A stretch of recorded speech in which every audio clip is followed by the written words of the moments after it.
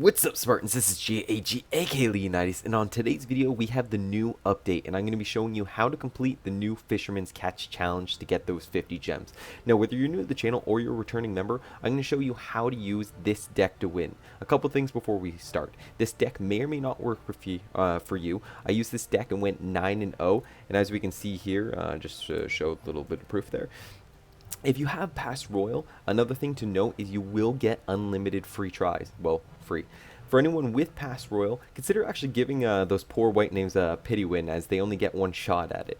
Alright, so I have 3 videos to show today. The first replay is going to show how to use the deck and how to counter the Royal Giant. The second replay is going to show how to counter the Hog and Mega Knight. And third replay will just serve as another example for anyone who wants to kind of see how I play the deck even more. So let's begin. I'm going to show actually the deck right here. And as you can see, the minor is basically your win condition, your only one in this. The average elixir is 3.1, which allows for great cycling. Now, I'll explain how to use this in the replays, and let's just jump into this. So here's the first replay. Couple things to know about this deck. First thing, always go for the Fisherman in the middle. You're going to notice this challenge is very similar to the Dragon Egg challenge, where you would essentially whittle down the health first before your opponent, and then that troop would join your side. If they do it, then it joins your side, or their side. In this case, it's going to be the new legendary card, the Fisherman. And in this case, what you're going to want to do is you're always going to want to go for that middle to get the Fisherman to join your side. You have a very fast cycle. You're going to be able to do it pretty quickly.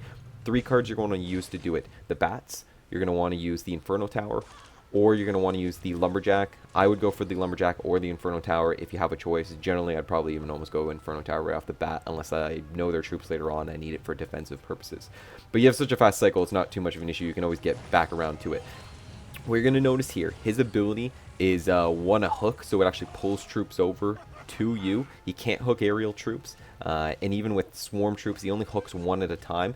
The other thing is he hooks the tower, as you're going to see here, pulls himself in, and then starts doing damage with that fish there. And in this case, what you're going to want to do with the deck is, 1, get him on your side as many times as you can, because it's going to give you an advantage for the rest of the replay. And number 2, you're going to want to actually use the minor. That's going to be your offensive play. You're going to want to get the Lumberjack in ideally, and the minor in once the tower gets, the Lumberjack takes the aggro of the tower, which means it's going to be shooting him. Throw that minor in behind, and you're going to get a lot of damage, especially when that Lumberjack dies out and does that, drops the rage ability as well. Another option you can use is actually with the minor and the bats. If you do a defensive play with the bats and the bats start to go towards the tower, drop the minor in, so it's going to be at the tower and it'll get there, so the tower actually shoots the minor first before the bats, and then the bats will come in and do massive damage, and they do it very quickly as well. And another couple things to note is with the Inferno Tower. If for some reason, say you play an Inferno Tower, they drop theirs, and then they zap your tower, there's no point wasting any other troops or your zap or anything like that on their Inferno Tower. You know what, you can pretty much let them have it. The Fisherman, even if he hooks on to the Inferno after that, he's just going to die out, and they just wasted their, 7 elixir to your 5 in that case. Or, yeah, exactly. So you're going to come out with an elixir advantage anyway, so I wouldn't do it. And yeah, other than that, it's going to kind of be rinse, repeat. You're going to see that a lot of the same thing. You're going to see me drop the Lumberjack, drop the Bats, drop the Inferno, and then from there, it's just going to be kind of playing off of what cards they have, dropping the minor, and maybe a poison if it comes in handy, like you see here. In this case, it worked out really well, especially at the beginning, where I was able to kind of anticipate they were going to drop cards, and I got a swing where I was able to take out the Witch and the minions with essentially 1 poison. Anyways, this is the first replay. Kind of shows you how to stop the Royal Giant. Royal Giant's pretty easy with this deck, and you're able to cycle so quickly, they're not really able to do anything. In this case, I was just trying to go for the 3 crowns instead of defend that 1 tower there. And that's going to be it on this one. We're going to jump to the second replay. And then the third one after that, I'm going to probably play, but I'll do it in like double speed to kind of just give you guys another example where you can kind of see through it if you need that. Alright, so here's the second replay. You're going to see right off the bat, I have the Lumberjack and the Inferno Tower in my hand. I always prefer the Inferno Tower. It gets the damage done a little quicker. What you're going to see is the Inferno Tower answered to mine and a zap. Whenever you see that, don't worry about it. Let the Inferno Tower just do its job, take out the Fisherman, and now you're up 2 elixir as a result. Here, I'm going to let the elixir stack. You're going to see me drop the Lumberjack at the back, and unfortunately, what you're going to see is getting, like myself, got caught off guard, and they went aggressive, play with the Hog and the Bats in this case. I have the archers. They use the arrows. Now I see that they wasted essentially 3 elixir there, and now I go on the counterattack by dropping that miner and catch it in the rage. Just like I told you, for the offense, that's what you want to do ideally for trying to catching it in there, or if you catch bats in behind. Again now, so in this case, I'm just going to use the lumberjack, try and save some time. No point in dropping the inferno tower there. Here, I'm going to be able to do enough damage before that inferno tower gets dropped. No point really dropping anything else. I know that inferno tower is going to take out the fisherman like it had before, and you know what? My lumberjack is essentially taken out as well. In this case, I'm going to have to stop the hog there using the inferno tower. Wasted zap there as well, as you see, and just another 2 elixir gone. Just little tips like this are going to help you in the long run for the rest of the game. So here I'm just going to let the elixir slide, stack up. You're going to see me probably drop those archers at the back since I've already got them highlighted right now. And just kind of wait for that fisherman there to start up. And since I didn't really have the lumberjack or the inferno tower, like I mentioned again earlier, use those bats. Here the zap happened. I triggered their bats as well, and then use my lumberjack and hoping that I can get it just in before. Luckily I do in this case. Really kind of gives a nice swing there, where now my lumberjack is at the tower. Tower's aggro onto the lumberjack, and now I got the miner there doing its damage, and didn't even need the rage ability dropped to even do anything. You're going to see the Inferno again. I use it against the hog. In this case, once I knew they had the hog, kind of tried to play it more on the defensive side. If I have it for the offensive, it works, but getting the Fisherman, but otherwise I'm just going to keep it cycled for that.